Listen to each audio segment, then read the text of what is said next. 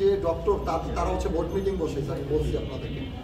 Board meeting বসানোর পর big যারা অনেক বড় বড় সিনিয়র ডক্টর, ইভেন হচ্ছে পরিচালক আছে, পুরো ডিরেক্টর আছে, ওনারা বসে, তারপর হচ্ছে আসাদুজ্জামান স্যার, ইভেন হচ্ছে বিধান স্যার, এরা বসে হচ্ছে আমার এটা গুরুত্ব দিয়ে আর কি কাজটা করছে, যার কারণে আমি আগের জীবনে, স্বাভাবিক জীবনে আর মন সৃষ্টিকর্তার অশেষ রহমতে আমি পুরোপুরি সুস্থ হয়েছি। আপনি কিভাবে বুঝতে পারলেন যে আপনি বাবা হবেন?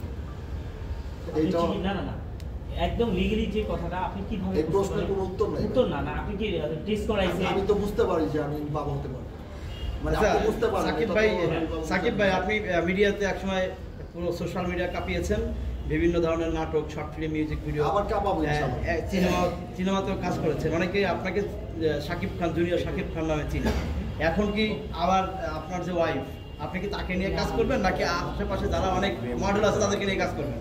ভালো ভালো কাজ হলে বাইরে কাজ করবো। ইভেন হচ্ছে যদি আমার ওয়াইফ যদি আমার সাথে ভিডিও করতে ইচ্ছুক থাকে সে করবে, আর যদি বলে যে না আমি বাসায় থাকবো, আমি বাসায় রাখবো, ওকে তো আমি ভালোবাসি, ও যেটা চাইবে সেটাই।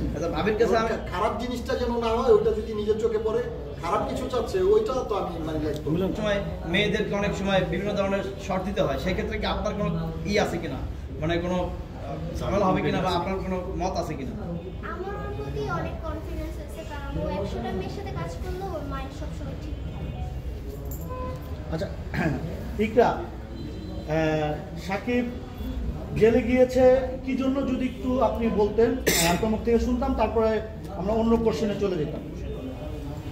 আমাকে বিয়ে করার পর হচ্ছে আমার আম্মু আর শিখা মিলে ওকে হচ্ছে অপহরণ মামলা দেয়, এই কারণে হচ্ছে এই কারণে আমাকে আম্মু আটকে রাখছিল যে আমি যে বলবো সেটা আমি পারি।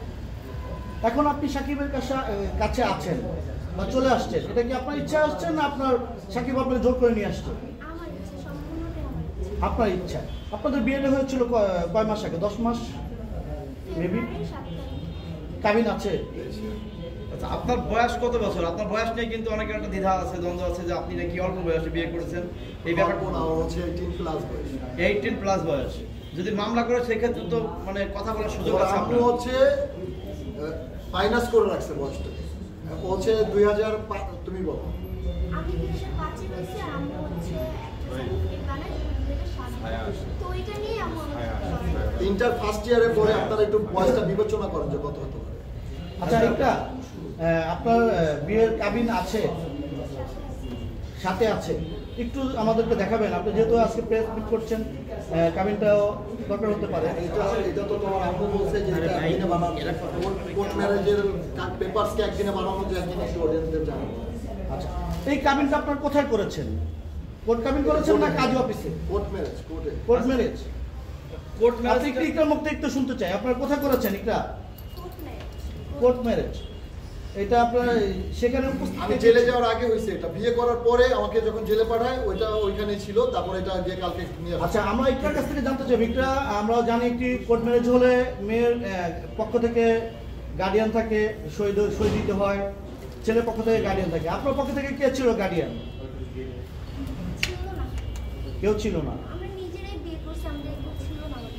সাকিব, আপনার পক্ষ থেকে কে ছিল গার্ডিয়ান? ছিল পক্ষ থেকে কিছু লোকজন ছিল। আচ্ছা, শিক্ষা হচ্ছে একটা প্রশ্ন, আপনি জানতেন যে জুনিয়র সাকিবের ওয়াইফ ছিল, কিন্তু আপনি কেন বিয়ে করেছেন জুনিয়র সাকিব?